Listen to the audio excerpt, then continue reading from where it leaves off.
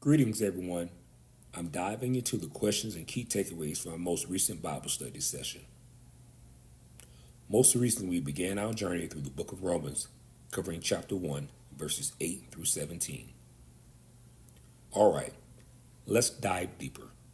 Pause the video. When you finish reading the passage, Romans chapter 1, verses 8 through 12, press the play button to continue the video. Welcome back. Now, let's consider this question. What are some evidences that Paul was concerned for the believers?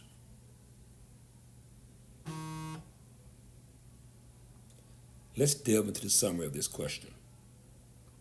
It's truly remarkable to observe the genuine affection and deep concern that the Apostle Paul had for the believers in Rome, even before he had the chance to meet most of them face to face. This isn't a fleeting emotion. It's a profound spiritual love that's evident in his words in Romans chapter 1, verses 8 through 12. As we explore this passage, three powerful evidences of his concern for them stand out, offering us a timeless model for how we should care for one another in the modern church. Paul's first evidence of concern is his profound thankfulness for their faith.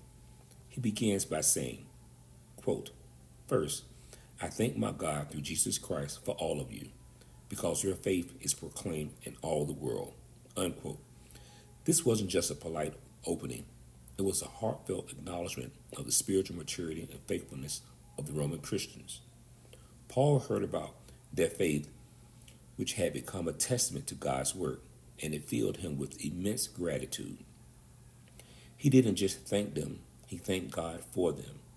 This is a crucial distinction as it places the focus on God's work in their lives, recognizing that their faith was a gift. In a world where it's easy to focus on what's wrong, Paul's example of being thankful for the faith of others is a powerful reminder. It teaches us to celebrate the spiritual victories of our fellow believers and to acknowledge God's hand in their lives, fostering a culture of encouragement and appreciation.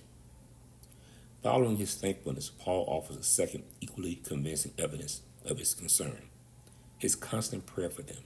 He writes, quote, "For God is my witness, whom I serve with my spirit in the gospel of his Son, that without ceasing I mention you always in my prayers." Unquote. Paul didn't just think about them occasionally, he prayed for them constantly, and he calls God as his witness to the truth of this statement. The Greek phrase, "without ceasing," adalipos, conveys the idea of continuous, ongoing practice, not a sporadic one. Paul's prayer was a spiritual lifeline, a consistent intercession on their behalf. This deep commitment to prayer shows us that true spiritual concern isn't just a feeling, it's an action. It's a discipline of bringing others before God, interceding for their needs, their spiritual growth, and their well-being. This is a practice that the modern church desperately needs to reclaim.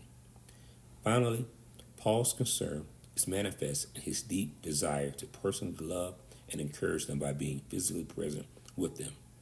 He states, quote, "For I long to see you, that I may impart to you some spiritual gift to strengthen you, that is, that we may be mutually encouraged by each other's faith, both yours and mine." Unquote.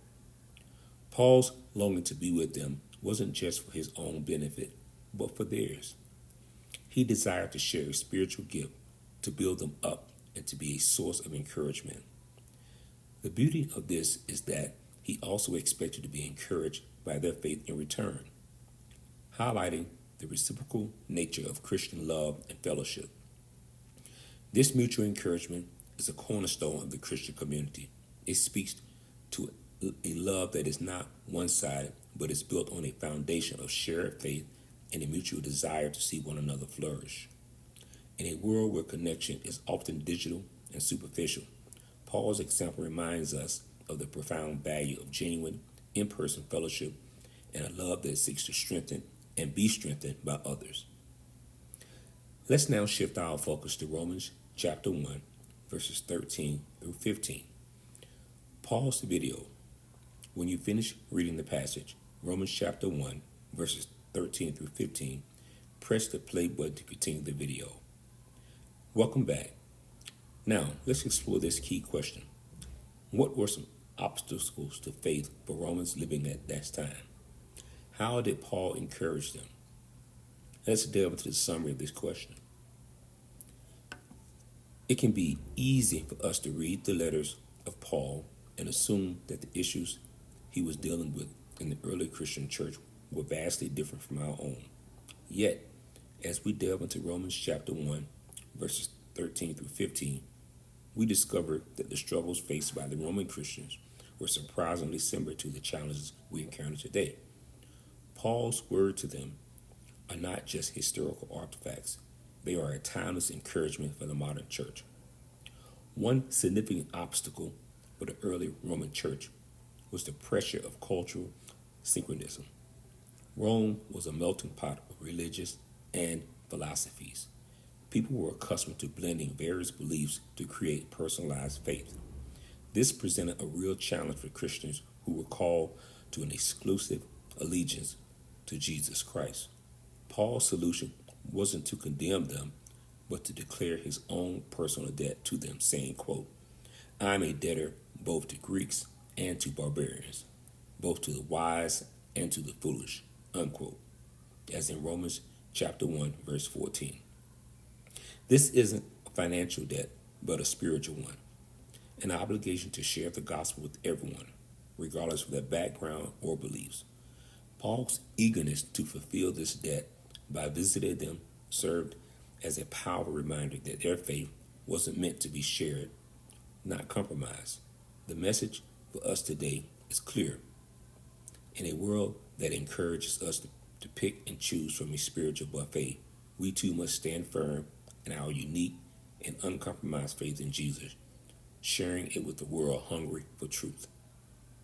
Another major hurdle was the temptation of spiritual pride. The Romans were a powerful and proud people, and this nationalistic pride could easily seep into their spiritual lives. It's plausible that some Jewish Christians felt superior because they had the law, while some Gentile believers might have looked down on their Jewish counterparts. Paul, however, preempts this by identifying himself as, quote, "a debtor," unquote, to all people. He places himself on the same level as the, quote, "foolish," unquote, and, quote, "barbarians," unquote, effectively tearing down any perceived hierarchy. His statement, quote, "I am eager to preach the gospel to you, also who are in Rome," unquote, Romans chapter 1, verse 15, is a profound act of humility. It shows that he, an apostle, was just as much in need of sharing the gospel as they were in need of hearing it. This is a vital lesson for the modern church, which can easily fall into the trap of spiritual elitism. We must remember that the gospel levels the playing field, making us all debtors to one another, called to share the good news with the spirit of humility and eagerness. Finally, the fear of persecution and social exclusion was a constant threat. Christians were a minority and were often viewed with suspicion by the Roman authorities. They were accused of being, quote, "haters of humanity," unquote, because they refused to participate in the civic and religious rituals of the state. It was a costly and potentially dangerous commitment to follow Christ. Paul's declaration, quote, "I am eager," unquote, serves as a direct antidote to this fear. It is a bold statement of confidence and resolve. He wasn't just willing to come to them. He was eager. His enthusiasm wasn't reckless, but was rooted in his conviction that the gospel was worth any price. Paul's encouragement to the Roman Christians and to us is that our faith is not just a private belief system, but a life-affirming, public proclamation worth being passionate about. It is this eagerness to share the gospel that can overcome the fear of rejection and opposition, empowering us to stand firm in our faith, just as the Romans were called to do. Let's shift our focus now. Pause the video. When you finish reading the passage, Romans chapter 1, verse 16 through 17, press the play button to continue the video. Welcome back. Now, let's consider this question.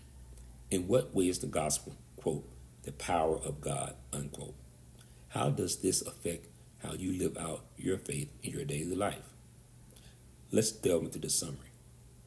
A powerful truth is found in Romans chapter 1, verses 16 through 17, where the Apostle Paul declares, quote, "For I am not ashamed of the gospel, because it is the power of God that brings salvation to everyone who believes, first to the Jew, then to the Gentile. For in the gospel, the righteousness of God is revealed, a righteousness that is by faith from first to last, just as it is written, the righteous will live by faith," unquote. This passage presents the gospel not as a mere message, but as a dynamic force that transforms lives.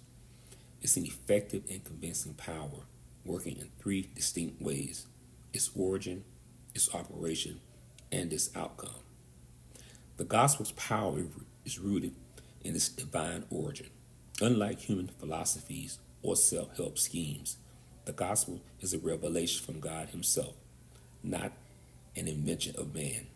It's a divine declaration of God's love and his plan to reconcile humanity to himself through the death and resurrection of Jesus Christ.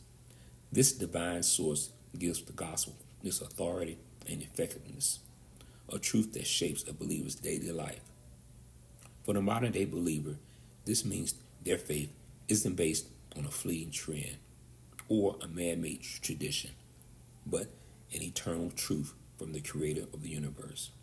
This understanding gives them confidence and courage to live out their beliefs without shame, knowing they are aligning their lives with God's ultimate purpose.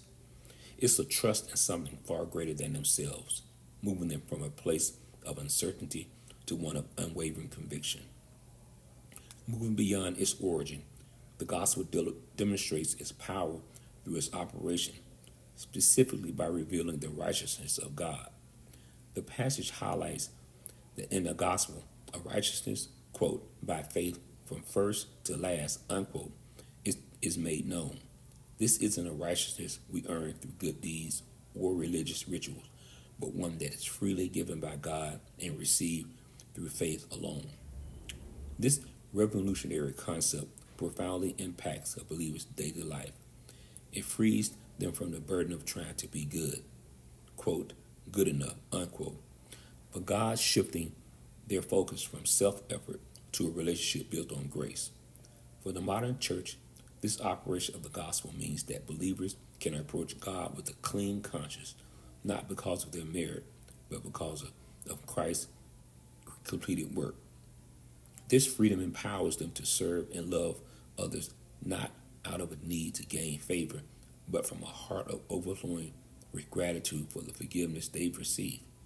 It fuels their outreach, compelling them to share a message of hope that is accessible to everyone, not just those who feel they can measure up. Finally, the gospel power is most evident in its ultimate outcome, salvation and eternal life. Paul states, quote, salvation to everyone who believes, unquote, which is the transformative result of trusting in God's revealed righteousness.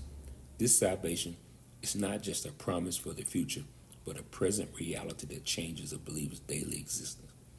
The gospel's outcome reorients a believer's purpose and prioritizes.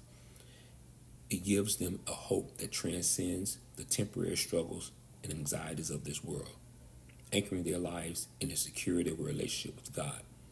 In the context of this modern church, this outcome gives the believers a reason to endure hardship, to forgive others as they have been forgiven, and to live with a sense of eternal purpose. It's a hope that gives their faith a firm foundation, enabling them to live righteousness, not to earn salvation, but because they have already received it. This foundational hope is the driving force behind the church's mission to reach others, offering them the same life-changing outcome that they have experienced. Picture, if you will, in your mind's eye, a brightly lighted cross as a representation of the transformative power of the gospel. radiating from the cross and bringing light and hope to all who believe. It's been a joy to study God's Word with you, and I look forward to continuing our journey together next week. We'll be picking up our study in the book of Romans. The lesson plan for next week's class will be sent out to your inbox Monday morning, so please keep an eye out for that email.